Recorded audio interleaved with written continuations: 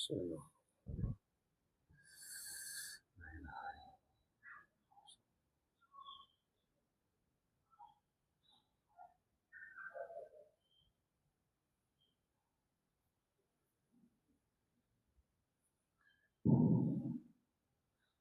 Jamaah sekalian yang Allah merahmati. Assalamualaikum warahmatullahi wabarakatuh. Alhamdulillah salaka bi ahli istiqamatis sabila salamah. Ahmaduhu subhanahu wa ta'ala wa ashkuruh wa atubu ilaihi wa astaghfiruh. Bawa al-muttaqina indahu maq'adi sidqin fi dari muqamah. Wa ashhadu an la ilaha illallah wahdahu la syarikalah. Wa ashhadu anna Muhammadan abduhu wa rasuluh. Allahumma salli ala Muhammadin wa ala alihi wa sahabati ajma'in, amma ba'd. Subhanaka la ilma lana illa ma 'allamtana innaka antal alimul hakim wa tub alaina innaka antat tawwabur rahim. Allahumma inna nas'aluka ilman nafi'a wa rizqan wasi'a wa amalan mutaqabbala. Para jamaah sekalian, ikhwatal iman yang sama-sama mengharapkan ridho dan rahmat Allah Subhanahu wa taala.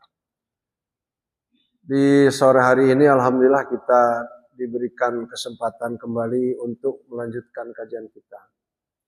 Tentu masih hangat Ramadan di antara kita ya.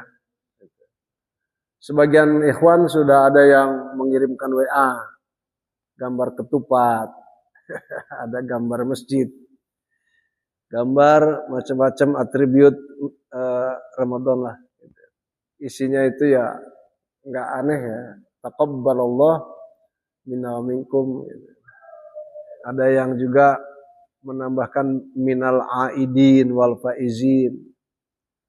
Tambah juga fi kulli am wa antum bi khair. Layaknya kita menggunakan kalimat mohon maaf lahir dan batin. Semua itu kalimat-kalimat doa yang indah. Hanya oleh sebagian kawan keberadaan doa-doa yang indah yang selalu menyertai berakhirnya Ramadan di antara kita itu dikategorikan pada hal-hal yang berbau bid'ah oleh sebagian kawan. Saya tidak sebutkan kawan yang mana, kelompok yang mana, tapi ada di YouTube bahwa menggunakan kalimat ini jatuh pada kategori bid'ah. Itu kata sebagian kawan.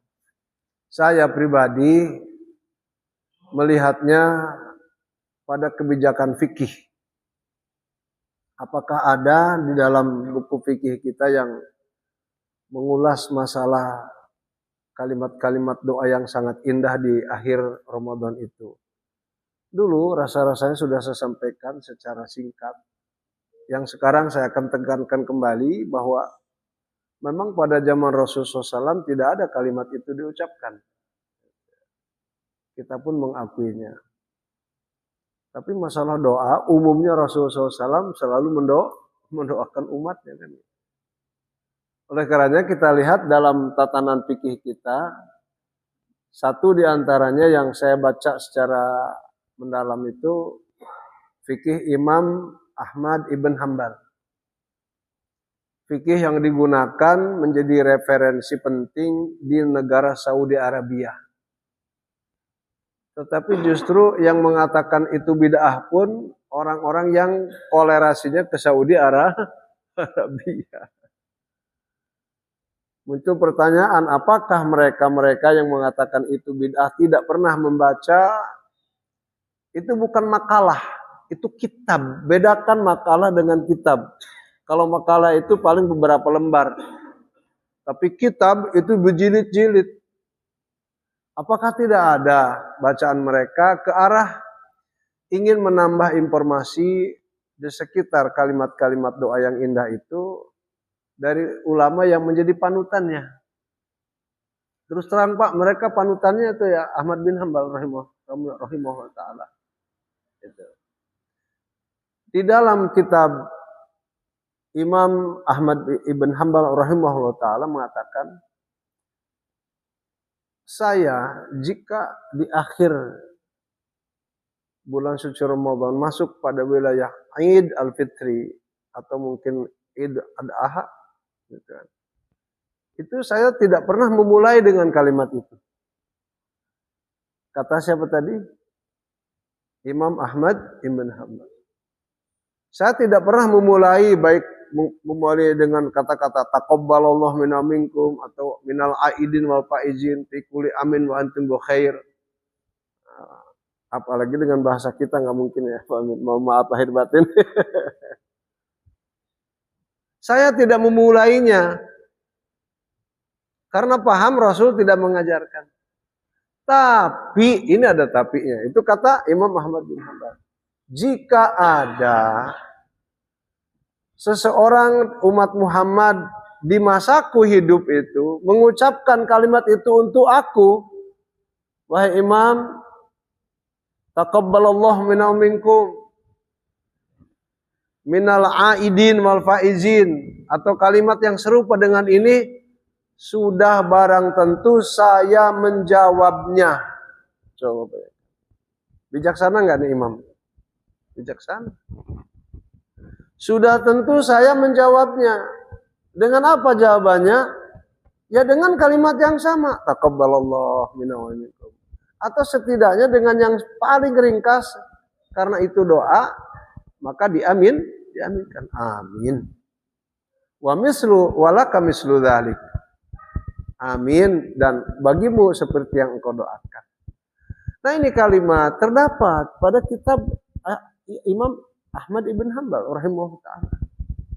Sementara yang mengatakan pengikutnya mengatakan bid'ah. Bahkan tidak mau menjawab ketika kita katakan taqabbalallahu minkum. Bahkan tangan kita disingkirkan. Ini permasalahan yang memang patut satu saat kita ungkapkan berdasarkan temuan-temuan kita di kitab-kitab ulama. Maka saya tidak sungkan dan tidak ragu ketika kawan-kawan mengucapkan taqabbalallahu minkum, saya menjawab taqabbal ya karim, atau dengan mengucapkan amin. Nah, bagaimana antum dengan kalimat itu untuk saya?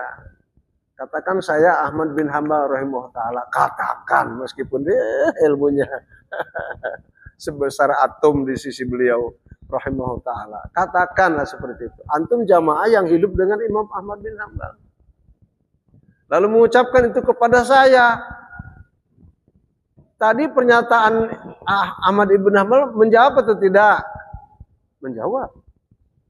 Ini mengandung mana ikhwan? Jika ditelusuri kepada jalur-jalur hadis, ini pun tidak bertentangan. Ini pun tidak bertentangan. Karena Rasul pun selalu mendoakan umatnya. Rasul pun selalu mendoakan umatnya. Ini temuan saya di sekitar akhir bulan Ramadan yang menggunakan ikhwan-ikhwan melalui WA ke saya. Dan sebagian sudah saya jawab. Bagi yang belum, hari ini, malam ini saya mohon maaf kepada Pak Dar, ya, kepada Pak Min dan sebagainya, kepada yang lain. Mohon maaf lahir batin jika selama kita berinteraksi ini dijumpai baik di sini ataupun di sana kesalahan-kesalahan yang disengaja ataupun yang tidak sengaja. Soal antum tidak ada kesalahan buat anak. Alhamdulillah semuanya orang baik semua, insyaallah. Itu yang pertama. Yang kedua, ikhwan, ayat yang akan saya kupas malam ini sebetulnya tidak ada kaitan erat dengan, Bapak tahu nggak penyanyi namanya Chrisye? Ada ya? Entah usianya lebih tua dari saya atau nampaknya lebih tua dari kita ya, tapi sudah meninggal alhamdulillah. Tentu kita tahu dia awalnya orang Kristen, Protestan. Tapi sebelum dia meninggal itu berkecamuk dalam jiwa beliau itu tentang bagaimana saya mempelajari Islam.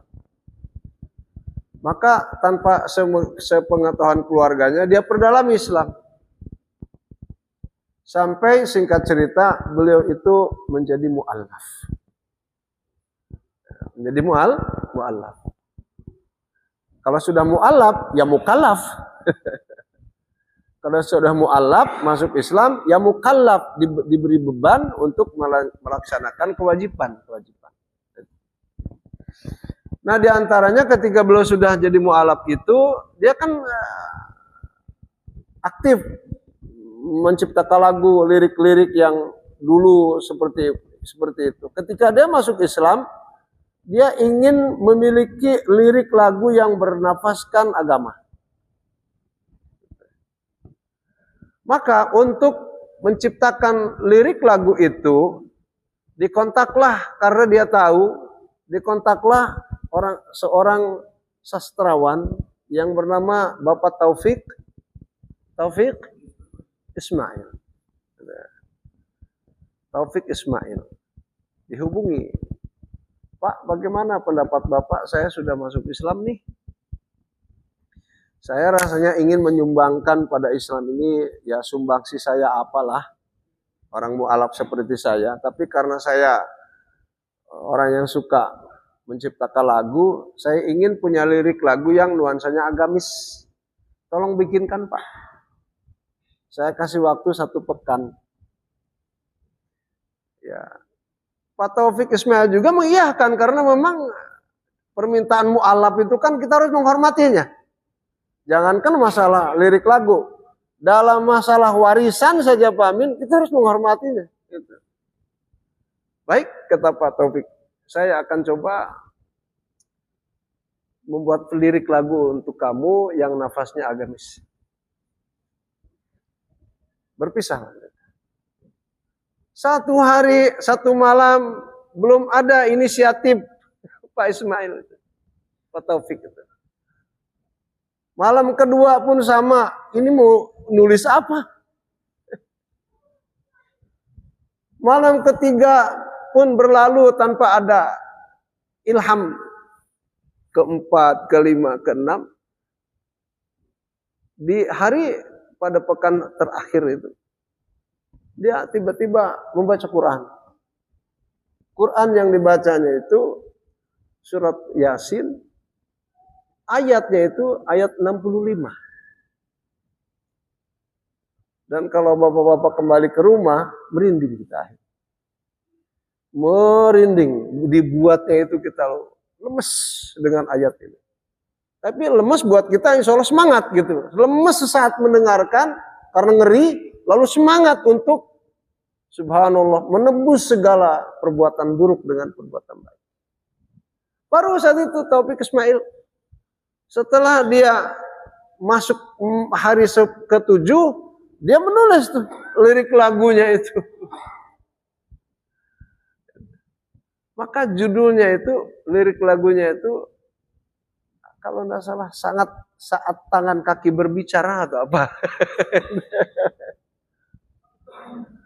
Setelah beres, diberikanlah ke Krisye almarhum. Nah, Krisye ini mempelajari lirik itu disesuaikan dengan nada-nada yang memang luar biasa. Orang ini pinter membuat lirik lagu dan nadanya itu.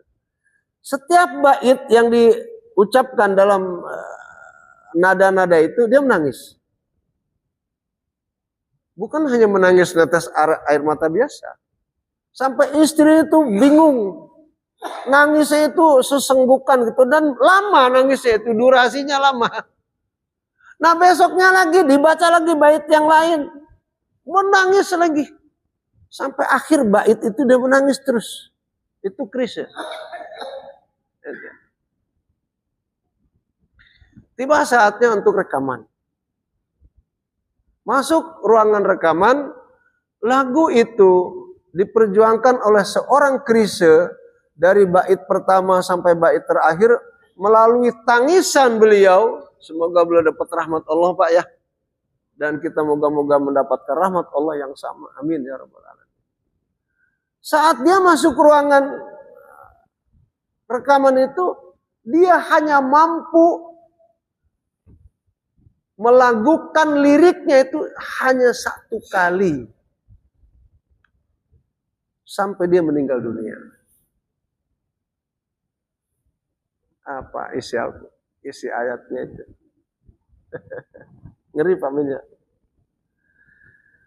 Ayatnya itu berbunyi, ikhwatal iman, a'udzu billahi minasyaitonir rajim. Bismillahirrahmanirrahim. Al-yauma nakhtimu ala afwahihim wa tukallimuna aydihim wa tashhadu arjuluhum bima kanu yaksibun. Allahu Akbar. Ini maknanya ikhwan, belum tafsirnya ya, maknanya saja.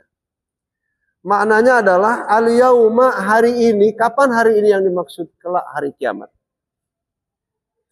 Nakhtimu ala afwahim, kami kunci mati, digembok mulut-mulut mereka yang di dunia pinter mengelak, yang di dunia pinter mencaci, memaki, memfitnah, yang di dunia pinter berbohong, pinter membolak-balikan fakta, pinter membangun program yang hanya isi programnya saja tapi tidak sesuai dengan apa yang dilakukan. Pinter. Sebagian mulut ini menjadi saksi bagi dirinya atas ijazah palsu. Sebagian untuk menjadikan dirinya jadi doktor yang sekarang pun dibatalkan akhirnya oleh UI. Itu mulut, Pak.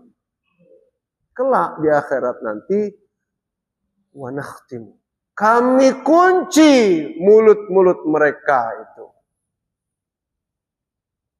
Termasuk nggak orang-orang yang memperbuatkan ribuan triliun di Pertamina? Maka termasuk, Pak. Termasuk nggak orang-orang yang punya programnya baik? Allah, programnya bikin pusing kita. Tapi tidak ada fakta. Pelaksanaannya nggak ada. Bakal termasuk ayat ini nggak? Termasuk, Pak. Maka ayat ini untuk kita sebetulnya, untuk manusia dengan berbagai karakternya, dengan berbagai strata kehidupannya. Kelak Allah katakan mulut-mulut mereka kami kunci mati. Dan kami izinkan yang akan berbicara kelak adalah tangan-tangan mereka. Ini tangan ini. Tanda tangan jebret, pik, beres. Ya kan? Tanda tangan jebret, IKN, beres. Meskipun menghancurkan daripada ekonomi rakyat. Membuat rakyat semakin menderita. Rempang galang, jebret, habis. 17 hektar diambil tanpa ada kejelasan hak-hak rakyat. Ini bakal termasuk pada ayat ini. Nah, kita yang diam pun akan dikenakan sanksi yang sama, Pak Min. Jangan kira ulama, para kiai, para ajengan, ustadz-ustadz yang diam ketika maksiat ini berlalu, lalu mulut mereka bungkam di dunia, akan ditanya oleh Allah SWT. Kamu melihat kenyataan pahit masyarakat Indonesia, dizalimi, dianiaya, diambil hak milik mereka. Diam ulama, diam kiai, diam ajengan, diam ustadz. Nggak usah jadi ustadz. Nggak usah jadi kiai. Ente yang lebih berat tanggung jawabnya di akhirat. Itu kata Allah loh. Maka saya lebih baik berbicara ketimbang diam. Sebelum Allah mengunci mulut saya kelak. Dan ini sebuah pertanggungjawaban kehidupan di antara kita. Sebelum nanti yang akan berbicara di hadapan kita itu tangan-tangan kita. Lalu tangan itu akan berbohong juga nanti di akhirat. Disaksikan sama kaki kita. Kamu jangan bohong. Ini kaki saya menyaksikan perbuatan kamu loh. Kamu mengambil ini, kamu menanda tangan itu. Kamu begini. Kamu yang saya saksinya loh, kata kaki.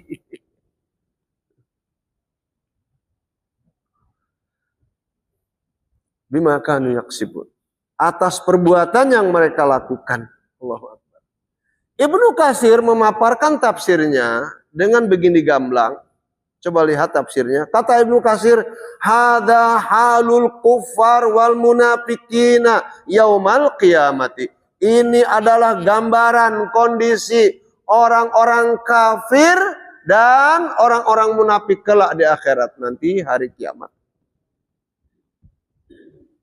Yang menjadi masalahnya, kita yang sholat rajin ke masjid ini, jangan-jangan kita sudah termasuk orang kafir atau termasuk orang-orang munafik. Na'udzubillah min dzalik. Karena soal keberpihakan ini ada harganya tinggi, Pak, harganya keberpihakan itu. Dulu saya pernah menyampaikan, ketika Nabi Ibrahim dibakar, ada dua makhluk yang keberpihakannya berbeda. Cicak dengan burung pipit. Apa sih kuatnya air yang dibawa oleh burung pipit, dia lari terbang ke danau, lalu dihirupnya air, lalu diteteskan ke api yang begitu besar. Apa faedahnya itu apa? Nggak ada sama sekali faedahnya, nggak bakal api nggak bakal padam. Betul nggak Pak Agus? Demikian pula cicak yang datang ke api lalu menghembus-hembuskannya, meniup-niupnya. Apakah tiupan dia bisa lebih membesarkan api yang begitu dahsyat? Enggak juga. Tapi ini soal keberpihakan.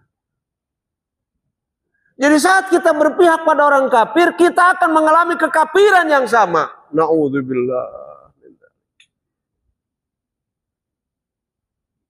Hati-hati. Kita berpihak pada orang munafik, kita akan menjadi orang munafik yang sama. Orang munafik itu seperti apa sih, ikhwan? Orang yang ketika berbicara baik, namun buruk perbuatannya, artinya lain di mulut, lain di hati, lain di mulut, lain di perbuatan, itu orang munafik. Kelak mereka itu ikhwan akan diancam oleh Allah Subhanahu wa taala di keraknya api neraka. Naudzubillah min dzalik. Kalau di dunia sudah kafir, betul memang sudah nyata kafir, tapi munafik ini susah ditebak. Ini udah kafir apa belum? Ya kan? Seperti sekarang pejabat Islam, dari fisiknya itu Islam, tapi diponis oleh Habib Rizik dia sebagai raja syirik. Lalu di belakang mereka ada yang ikut-ikut memperjuangkan program-programnya. Kira-kira ikut syirik nggak Pak? Ikut syirik nggak Pak? Ikut syirik Pak. Hati-hati itu. Ketika bawahannya itu, terkecuali kalau yang terpaksa ya Pak ya, pohon dibungkus-bungkus dengan kain yang kayak catur itu. Bentuk catur Pak. Iya kan? Meja-meja dihias-hias dengan kain yang seperti itu. Allahu Akbar. Dan kita ini orang Jawa Barat sini kan, masih di bawah dia hari ini. Hati-hati itu Pak. Kalau tidak kita mempelajari agama dengan seksama, niscaya kita akan terjerumus pada kekafiran yang sangat mudah. Kesyirikan yang sangat mudah. Maka kita akan lebih baik menolak ketimbang kita terjerumus pada kekafiran atau kemunafikan atau kesyirikan. Karena apa? Pertanggungjawaban kita di akhirat itu sangat berat. Hadza halul kufar wal munafiqin yaumil qiyamah. Ini kondisi dan keadaan orang kafir dan orang munafik di hari akhirat.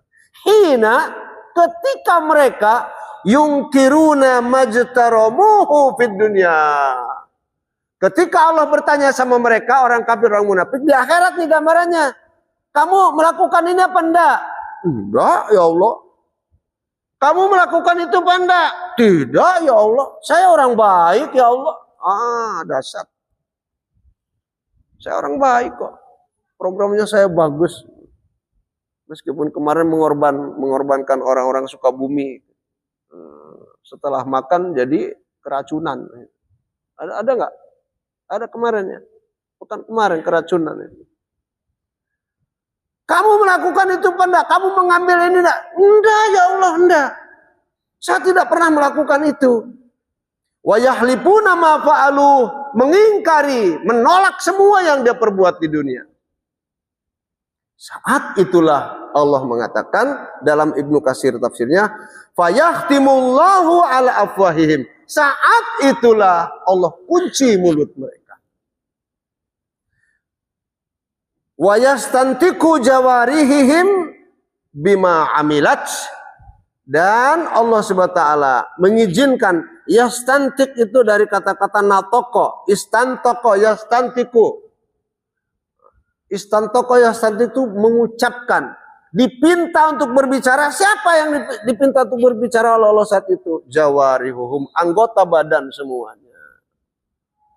Ini kondisi orang-orang kafir dan munafik. Nah kita ikhwan jangan seperti ini. Karena kadang-kadang umat Muhammad yang sholat sekalipun, kalau kita jelaskan sejelas-jelasnya tentang kekafiran dan tentang kemunafikan itu, mereka menolak kadang-kadang. Padahal sudah jelas bahwa mereka itu dalam hadis Rasul saja, man tashabbaha biqaumin wa huwa minhum. Siapa saja dari umat Muhammad ini yang mencoba-coba sama perilakunya, sifat dan perbuatannya dengan orang-orang yang disukainya, orang kafir, orang musyrik, orang munafik, dia termasuk kelompoknya. Allahu Akbar. Nah, bagaimana kita yang masih di bawah kendali gitu. Mereka-mereka orang yang kafir dan orang-orang yang munafik. Maka sebisa mungkin kita jaga dengan baik agama kita. Dengan cara mempelajari agama dengan seksama dan kita berniat untuk melakukan ketaatan pada Allah.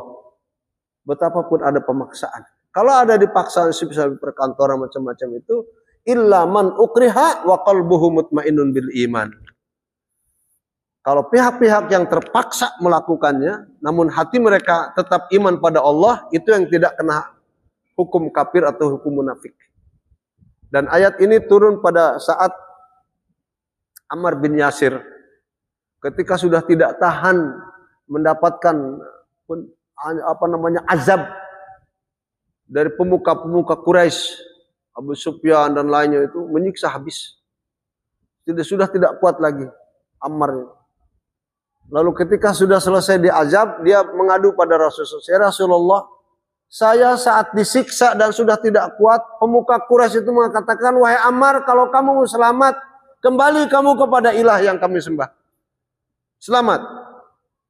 Ya Rasulullah, dan aku mengucapkan itu. Hanya mulut saya saja, namun hatiku tetap tenang dengan Allah SWT. Apa kata Rasulullah SAW? Kamu tidak jatuh pada kekafiran mereka. Karena ini ada paksaan yang seakan-akan kamu tidak mungkin bisa menghadapinya. Terkecuali kalau kita sudah seperti itu. Ikhwan fillah, kita analisa ayat ini. Jika kita analisa apa penyebab kondisi manusia kelak di akhirat,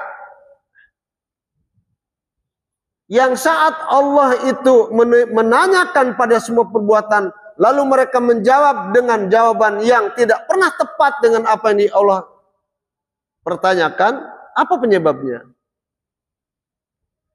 Penyebabnya apa? Cuma duit. Coba lihat. Cuma duit. Ayo coba berpikir baik. Wih, iya juga ya. Coba lihat, jabatan mereka sudah punya, pangkat, Masya Allah, kedudukan, wih, tinggi. Kok masih seperti ini gambaran mereka di akhirat? Semua ini karena uang. Karena uang. Tamaknya manusia hidup di dunia yang tidak pernah tentram dengan apa yang diberi oleh Allah SWT dari nikmat-nikmat kehidupan yang begitu banyak dan beragam, akhirnya mereka mengikuti selera hawa nafsunya, menghalalkan segala cara. Na'udzubillah min dzalik. Menjadikan yang halal jadi haram, yang haram jadi halal. Yang baik jadi buruk, yang buruk jadi baik. Ini mereka kehidupannya. Untuk apa? Untuk mengatasnamakan duit. Atau kata lain dengan duit adalah kekayaan. Subhanallah. Perebutan harta.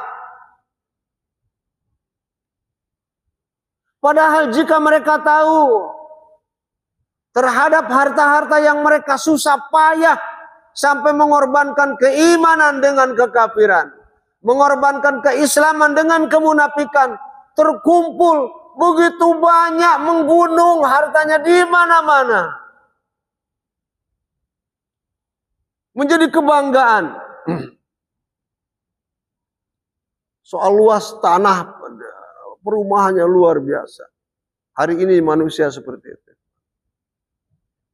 Saya pernah ke Jonggol, ternyata tanah ini punya Jenderal Anu, ini Jenderal Anu, semua Pak. Pak Min, alhamdulillah ada pesantren di Sodong. Sodong itu tempat pemandian. Itu sudah disekat-sekat Pak, dalam jumlah yang subhanallah, puluhan bahkan mungkin ratusan hektar ke sana itu. Oleh orang-orang Jakarta. Sampai hari ini. Kita hanya kebagian 2000 meter, alhamdulillah. Itu penyebabnya Pak. Maka hari ini tidak akan berhenti mereka sampai mereka mati. Kasus Pertalite. Dengan apa kemarin? Dengan Pertama. Siapa yang terkorban? Masyarakat. Jika itu duit dikumpulkan, la ilaha illallah, berapa puluh ribu triliun. Bayangkan. Padahal rakyat kalau dikasih saja budget pemerintah itu 300 juta Pak Min. Rakyat Indonesia, saya masih kebagian Pak. Dulu saya pernah bilang, Pak Mahmud MD itu bilang, dari satu kementerian saja, atau 2 kementerian lah. Bangsa Indonesia yang hanya 300 juta itu bakal kebagian berapa kemarin? 30 juta. Per orang itu Pak Min. Negara ini sangat kaya kok. Kita hari ini berbicara bukan masalah politik. Sama sekali tidak ada masalah. Kalau politik itu, saya harus jadi anggota dewan. Saya harus jadi menteri. Dengan cara apa? Kita tidak membicarakan kita sedang politik kok. Ini fakta yang harus kita ketahui.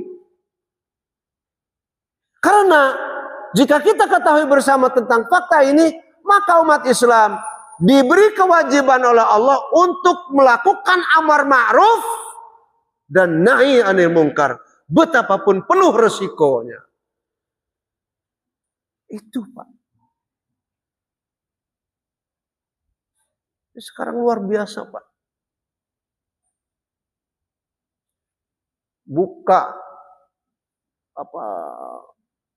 Buka tutup jabatan itu sudah biasa sekarang. Maka lahir kemarin petisi 300 sekian jenderal kan. Ini akibat daripada apa Pak? Orang terlalu gila dengan uang. Perlu bukti? Ustadz Umar berbicara bohong atau tidak? Perlu bukti. Kita akan mengalami hal serupa itu kalau di akhirat gara-gara duit, gara-gara uang. Percaya sama saya. Karena kita terlalu gila dunia. Rasul mengatakan, apakah hadis ini sudah saya sampaikan atau belum? Wallahu alam. Kalau sudah pun penekanan saja. Laukana li ibni Adam wadiyan.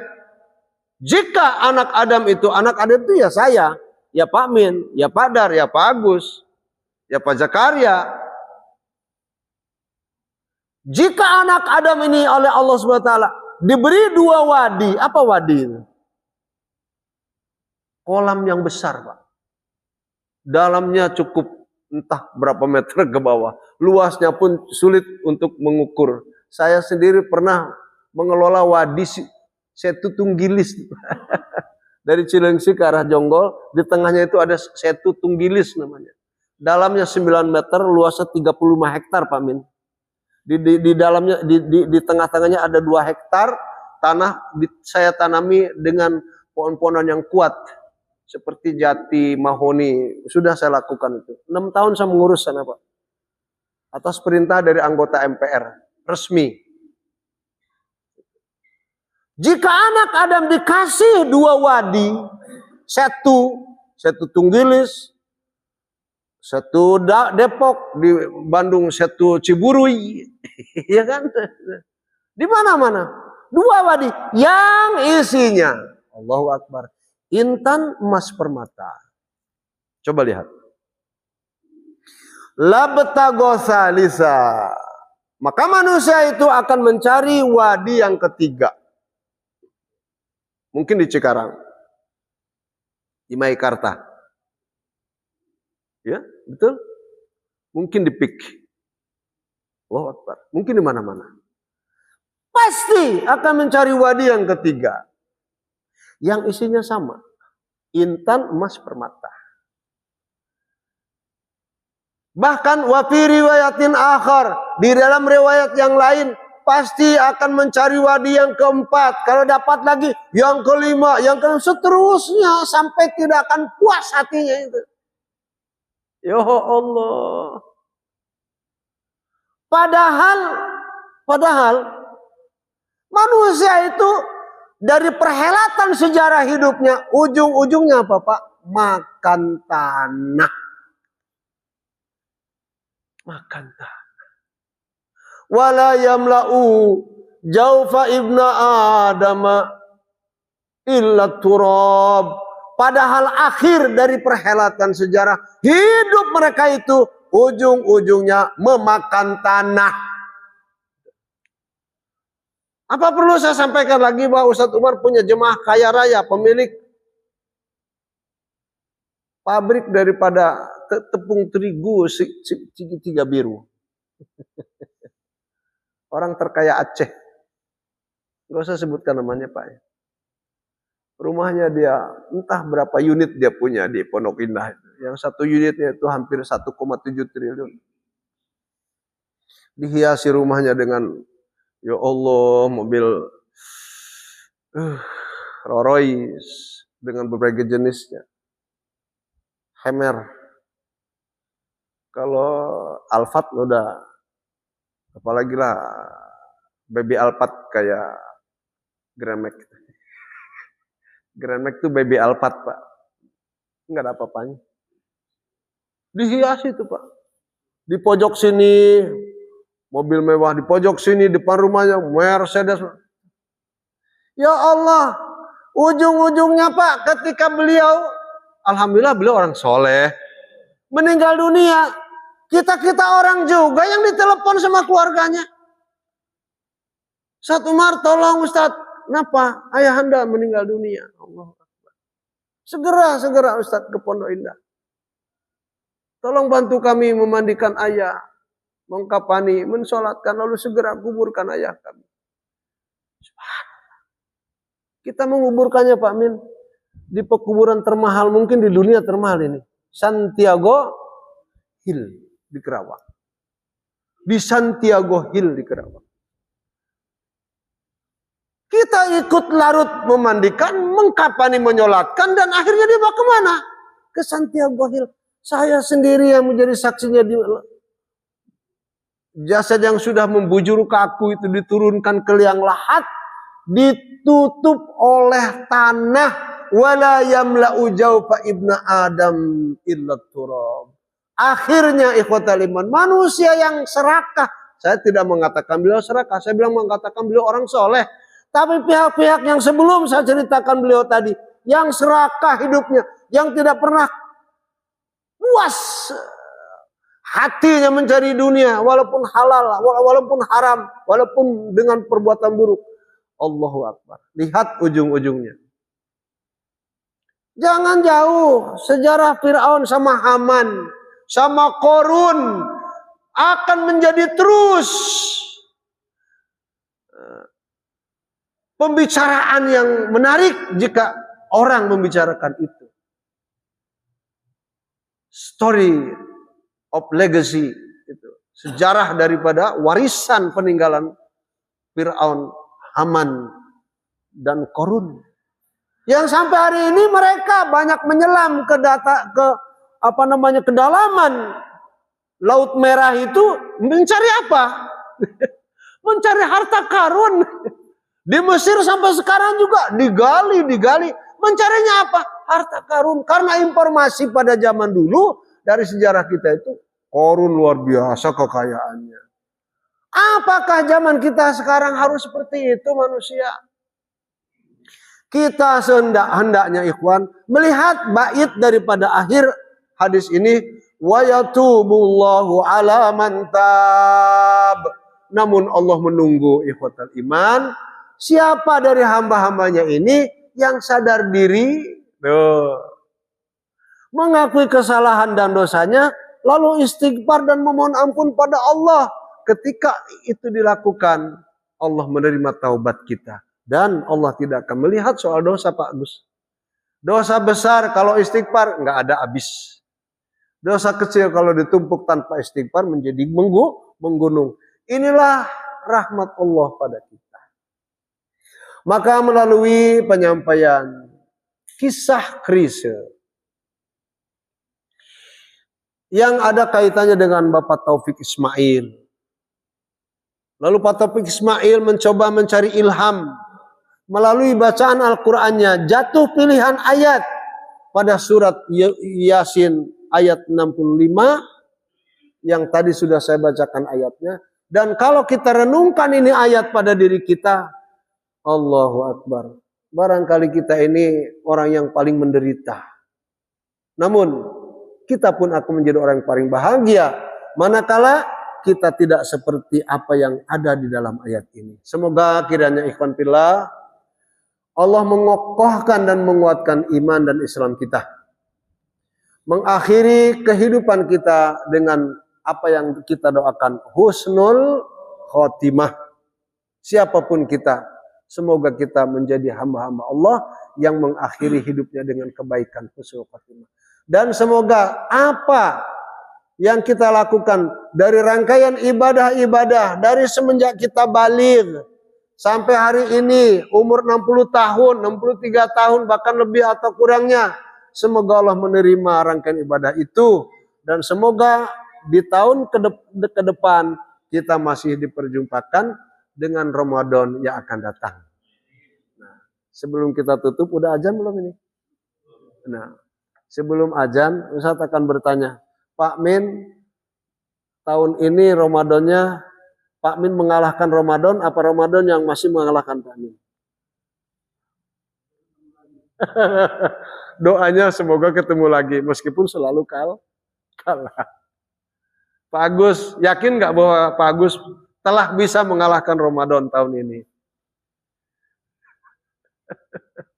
Kalau saya tidak pernah bisa mengalahkan Ramadan.